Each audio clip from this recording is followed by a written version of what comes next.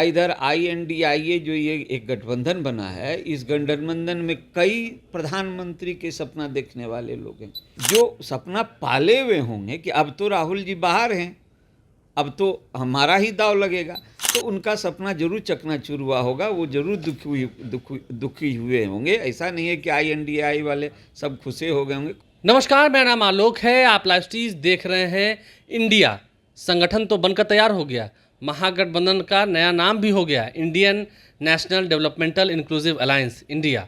लेकिन अब बिहार के मुखिया नीतीश कुमार जिस तरीके से कह रहे हैं, मुख्यमंत्री नीतीश कुमार ने कल बिहार संग्रहालय में साफ कह दिया कि हम तो 73 साल के हो गए हैं, अब तो हम जा रहे हैं, लेकिन 100 साल से अधिक दुनिया नहीं बचेगी। हमारे साथ विद्यापति चंद्रवंशी मौजूद हैं, आम जनता पार्टी राष्ट्रीय के राष्ट्रीय अध्यक्ष हैं। विद्यापति जी, इस तरीके से नीतीश कुमार ने कल कहा, आप मुस्कुरा रहे हैं, क्या तात्पर्य था कहने का? नहीं, देखिए, अब आपको क्या लगता है? अब माननीय मुख्यमंत्री जी का जो ये बयान है, अब हर बयान को पॉलिटिकल नहीं लिया जा सकता है, वो व्यक्तिगत बयान भी दे सकते हैं। ठीक है, बिहार के मुख्यमंत्री हैं, पॉलिटिशियन हैं, लेकिन हर बयान को तो पॉलिटिकल नहीं लिया जा सकता है। लेकिन हमने देखा है कि सभी बयान को पॉलिटिकल रूप दिया जाता है। नहीं, लेकिन अब पॉलिटिकल लोग हैं तो पॉलिटिकल नहीं, ठीक है, उन्होंने जो कहा वो मैं भी सुना हूँ कहीं, तो उसमें उन्होंने जो कहा है उस बयान से ये स्पष्ट है कि वो ये कह रहे हैं कि भाई अब टेक्नोलॉजी के आधार पर सारा चीज़, सारा सिस्टम सैटेलाइट में रहता है, सारा सिस्टम क्लाउड में रहता है, सारी जानकारियाँ, सारा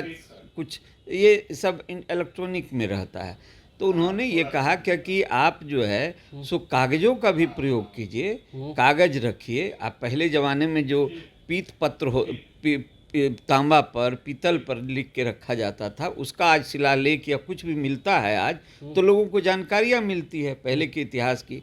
उसी संदर्भ में उन्होंने कहा कि यदि 100 बरस के बाद दुनिया ख़त्म हो जाए तो आप कागज़ों का प्रयोग कीजिए। यदि सैटेलाइटें खराब हो गया या कुछ हो गया ऐसा जो कि कुछ बच ही नहीं गया, इसी विषय पर उन्होंने चर्चा करते हुए कहा कि ये जो है ये आप कागज़ों में रखिए और इसको रखिएगा तो दुनिया ख़त्म भी होगा तो वो बचा हुआ रहेगा, इसलिए कागज़ों पर आइए। ये ऐसा लगा है, ये पॉलिटिकल बयान उनका। अच्छा, आपको लगता है जैसे आप पिछले दिनों जब अपने बूथ स्तरीय जो कार्यकर्ता सम्मेलन था जिसमें हज़ारों की संख्या में लोग आए थे, हमने दिखाया था, आप उस दिन हुंकार भरे थे शिक्षकों के मुद्दे पर, अब तो NDA है या इंडिया है, आपने कहा 30 सीटें हम हरवा देंगे, 30 सीटें? नहीं, हमने ये नहीं कहा था कि 30 सीटें हरवा, हमने ये कहा कि लगभग 25 से 30 सीट पर हम चुनाव लड़ेंगे। तो लड़ेंगे तो हरवा ही देंगे आप, तो लड़ेंगे तो हम नहीं, हर समय हरवाने की बात नहीं है, हम जीतेंगे 10 सीट पर लगभग, हम लोग की जो तैयारी है,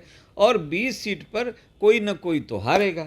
इसलिए क्योंकि हम यदि कहीं भी वोट लेते हैं तो किसी का वोट लेंगे तो उसकी हार होगी, इसलिए हमने कहा कि लगभग 20 सीट पर तो हम हरा सकते हैं। अभी तो आप देख रहे हैं कि राहुल गांधी की भी सत्ता फिर बहाल हो गई है और एक इंडिया का जो जोश है वो अलग ही दिख रहा है इंडिया के नेताओं। देखिए, स्वाभाविक बात है कि राहुल गांधी जी को जिस तरह से आज उनको इस लोकसभा से रोका गया, आखिर कांग्रेस के विरासत में मिली हुई इनको राजनीति है और कांग्रेस जो है सो उनको लेकर के प्रधानमंत्री बनाने का एक सपना देखती है, और उसके बाद कांग्रेस प्रधानमंत्री उनको बनाने का सपना देखती है। तो नीतीश कुमार बिहार वाले समझने की बात यही है कि कांग्रेस उसको सपना देखती है। इधर INDIA जो ये एक गठबंधन बना है, इस गठबंधन में कई प्रधानमंत्री के सपना देखने वाले लोग हैं, तो ऐसे लोग जो हैं तो वो कभी ऐसा नहीं चाहते हैं क्या कि अगर राहुल गांधी आज आए हैं तो जहाँ तक